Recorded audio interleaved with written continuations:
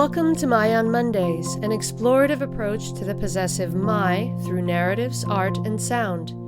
Each Monday brings a new creation and unique perspective. My on Mondays is brought to you by Ming Studios, a contemporary art space and international artist residency program dedicated to the exhibition, experience, and exploration of arts and culture. Along with exhibiting artists from around the world, Ming also serves the community by hosting innovative programs including performances, workshops, screenings, readings, artist talks, and other cultural activities. For more information, or if you'd like to participate in My on Mondays, you can visit our website at mingstudios.org.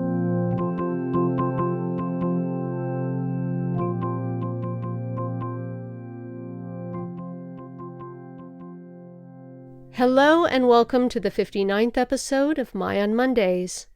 Today's feature is the final installment of the three-part series titled My Centuries by Heidi Kraay. A playwright and writer across disciplines, Heidi's work examines the connection between brain and body, seeking empathy with fractured characters. Her work pulls myth, metaphor, and monsters together to attempt connections across difference. Her plays, including Unwind, Hindsight is 2020, See in the Dark, How to Hide Your Monster, New Eden, Me and My Shadow, Kilgore, as well as co-devised plays, plays for young audiences, one-acts, and short plays, have been presented nationally and internationally. She is also a regular contributor to Ming Studios programming. You can find parts 1 and 2 of her Centuries series, as well as others, in our archives. Her piece today is titled My History of Falling. What the heck is a century? 100 years, 100 thoughts, 100 images.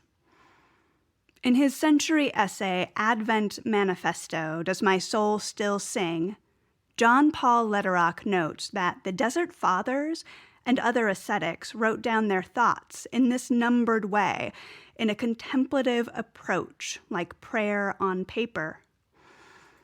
That means this form may be as old as the 3rd century AD, perhaps older. Each idea is broken up by numbers, 1 to 100. Every new thought, new idea, new image gets a new number. The ideas, thoughts, images can connect, but that's not necessary. I've always loved lists.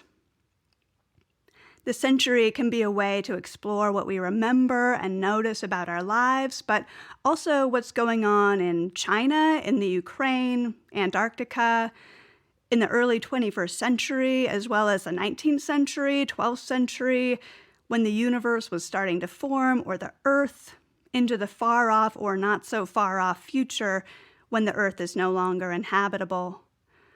The following is from my book in progress, 12 Lifetimes, A Century Cycle. Thanks for listening. My History of Falling. 1. I threw up twice from the 100-plus degree heat and cookie dough ice cream at the Hawks minor league stadium, once outside the driver's seat, then a big emptying out at home. 2. Fingers crammed up my throat, I was back in the bulimia years. 3. My brother confessed he distanced himself from me for a decade since the Family Week conference at Remuda. 4. I didn't tell him those were the years I needed him most. 5. I didn't think I'd make it to 30. I wanted to die young.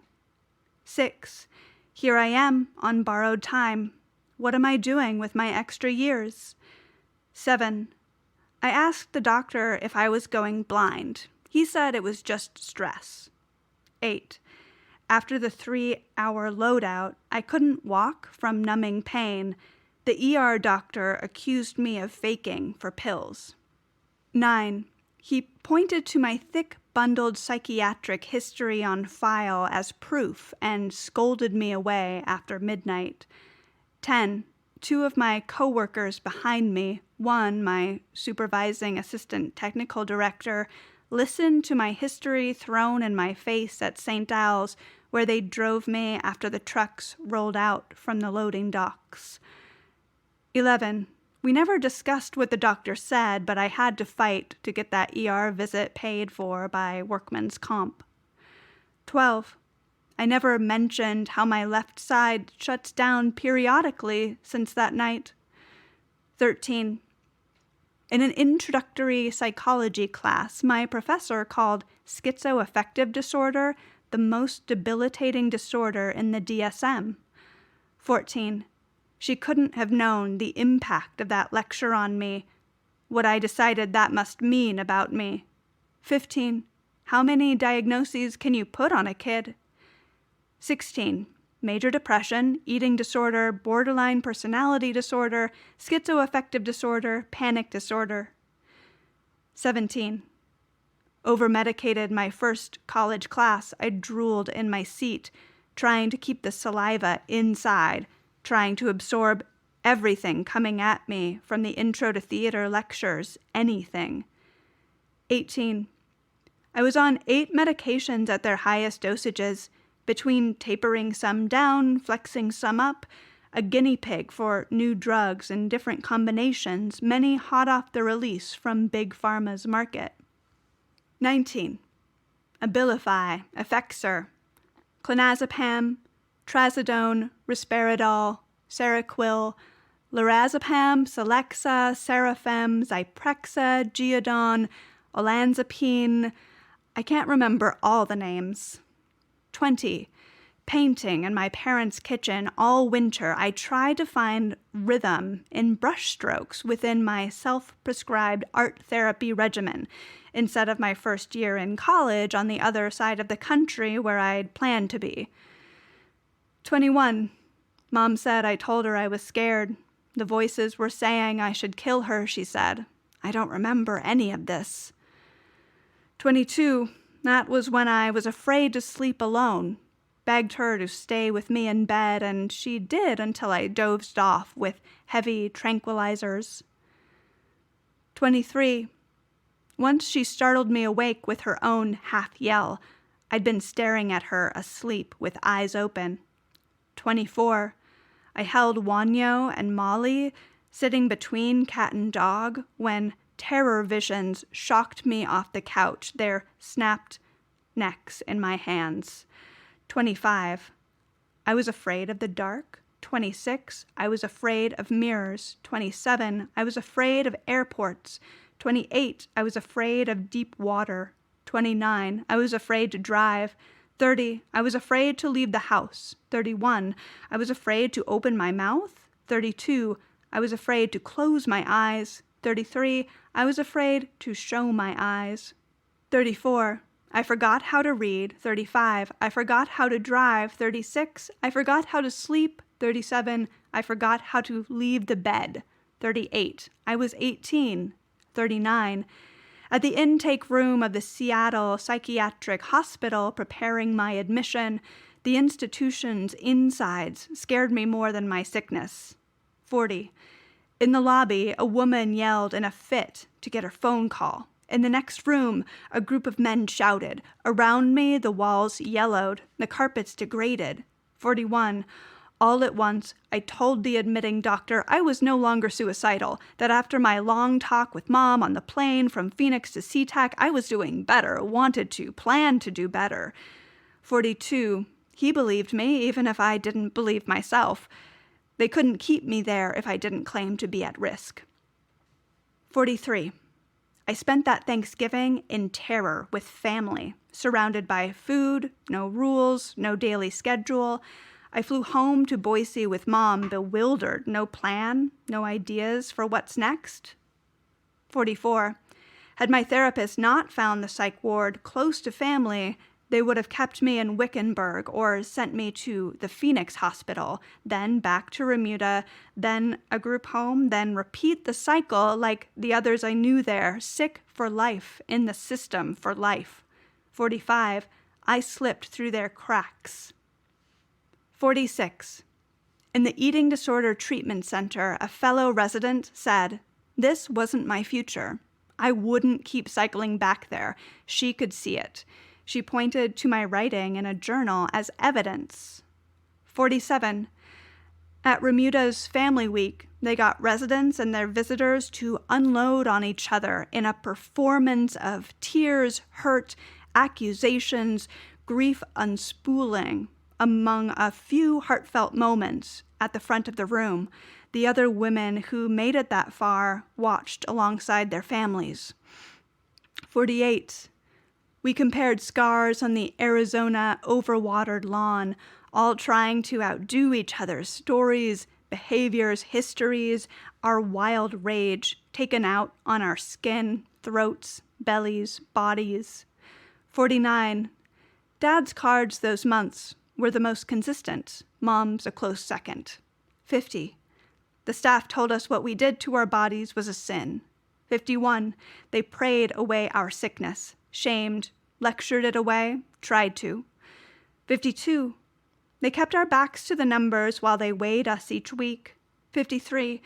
Designated smoke breaks in the enclosed area on the patio, 7 a day if you rose early enough. 54. Half the women around me were back for their second stay, third. A few came back and back, Wickenburg their revolving door, same with the hospital in Phoenix and group homes in between.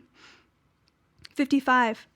Packing for Remuda, I hid the contraband pink razor with the blood-stained soap strip in a sock in my duffel bag, inside a second pair of socks tucked down deep. 56. I was sure they'd find it while the intake nurse unpacked my belongings in front of me, looking for sharps, dangers, food, medication, non-Christian media, sure they'd take it and add more consequences to the days of suicide watch already tallied. I hid it too well. 57. I never pulled it out, but I knew I could. 58. They confiscated all the CDs I brought in their jewel cases, but never found my Blood Flowers album either, hidden in plain sight in my portable Discman. 59. Halfway through my time there, my therapist arranged to get my music back to me. She said it was pointless to keep me from secular music when it was my lifeblood. I wasn't Christian, and the daily prayers, required Bible studies, and chapel time were already adding to my depression. 60. When she opened the Blood Flowers cover before handing it back, along with the other cases in the stack, and saw nothing inside, she looked at me with a curious face. I shrugged. Must have forgot it. 61. Been listening to that album each night in my bunk, headphones on in the dark, Robert Smith singing me to sleep between bed checks, the small rebellion keeping a fire alive in my chest. 62. Our plane ride to Phoenix, in full panic mode, I muttered to myself in crazed eyes, yelling out at turbulence. Flight attendants watched me with tense faces. My mom, my chaperone, sat in misery and shame, trying to keep me still, keep me quiet, wondering what happened to her daughter, her happy Heidi. I watched myself as though in a movie. 63.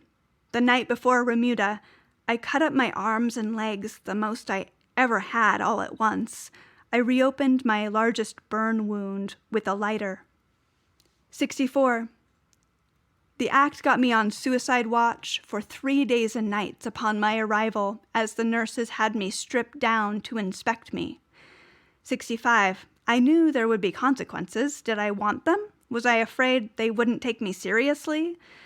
66. I cried into the books I tried to shelve at my library job until they fired me. I spent half my lunch breaks puking out my meal. 67. If a recent high school graduate like me works for them today, I hope they try to help her. 68. All night, all night, all night, cramming down food, letting it go 3 times over until my throat burned, and I fell into bed. 69. I waited until Mom went to bed or flew to visit Dad on the weekends in Lemoore and had late-night bulimic parties with myself. 70. After my third time dropping out of public school for independent study, hanging by a thread, completing 3 essential classes, I heard they were calling me Crazy Heidi. 71. I still wonder if I was sick or wanted to be and good at getting what I want. 72. But still in me, the loud voices say, shut up. You're not good at anything. You hurt everything you touch. 73. But still in me, when I turn a corner, I'm on the floor, paralyzed by my brain waves. 74. I still wonder if my brain chemistry or the meds were hardest on my mind. 75. I don't know what it says about me if I'm not schizoaffective with a panic disorder. 76. The crackling inside the MRI tube. Popping hum. They searched for clues about my brain. 77. Shadow people's inkjet bodies at my periphery. Hulking masses, T-Rex shaped, raccoon figures, mouths drooling, lunging at walls, their teeth jagged daggers, broken glass. How they shrieked at me. 78. Their 4 hands pulled me off the gymnasium ledge as I raced for the drop. 79. Mumbling, spinning, half screaming, twitching hard from shadow people's taunts in the tiny black box theater space, I held my head and shook to escape the noises, shadows, white lights, blood, corpses. 80. Mr. Tom walked me to the counselor's office, hand on my shoulder, worried care in his eyes, and asked her to call my mom so she could pick me up. 81. I saw A Beautiful Mind in the theaters and thought, there I am. 82. Same when I watched Benny and June at a friend's house, surrounded by the other drama kids. One moment, my head clogged with voices, bright lights, the content too close to home. I retreated to her bedroom, and 3 loving girls surrounded me, hands on my torso, my hands clutching skull, trying to pull out my brain and put out the fire. 83. On the carpeted floor of the family room my senior year, I begged Mom not to take me to The Exorcist. 84. I burnt my arms and legs with lighters till skin bubbled, popped, smoked, blistered, transformed.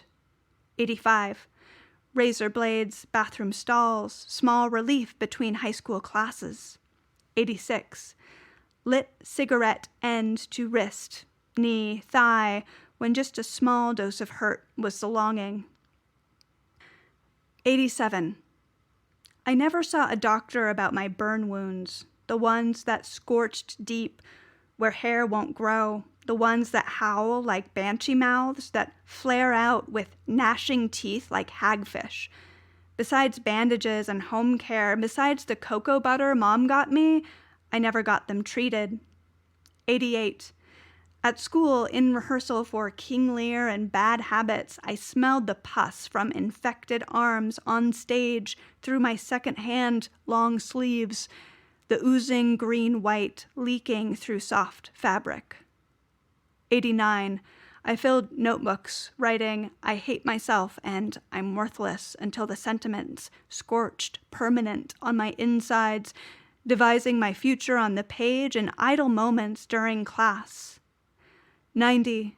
Killing myself became too hard a commitment, easier, less work, to wish I'd slip away in my sleep each night. 91. At 15, drowning in the bathtub seemed the easy way out, but my body never let me finish. 92. I watched my body stumble to kitchen cabinet, handfuls of pills, swallowed with milk. 93. Half the economy-sized aspirin bottle down my throat, I fell down the basement stairs into bed. 94. I didn't plan it, didn't think about how hard it was to die from aspirin. I watched my actions overhead, body moving before brain. 95. The nurse at the Syracuse ER asked why I do that to myself, such a pretty girl. 96. After pure restriction, before binging and purging, I carried up foods from the cupboards, fridge, to my bedroom, loaded mouthful after mouthful, cramming into cheeks, chewed up and spat out into red solo cups. 97. I threw the cups out the window into ivy and snow. 98. I didn't think my dad would find them. I didn't know what to say. 99. 50 pounds lost that first semester of 9th grade, 140 to 90 in 4 months. 100. I thought suffering more interesting until I found bottom.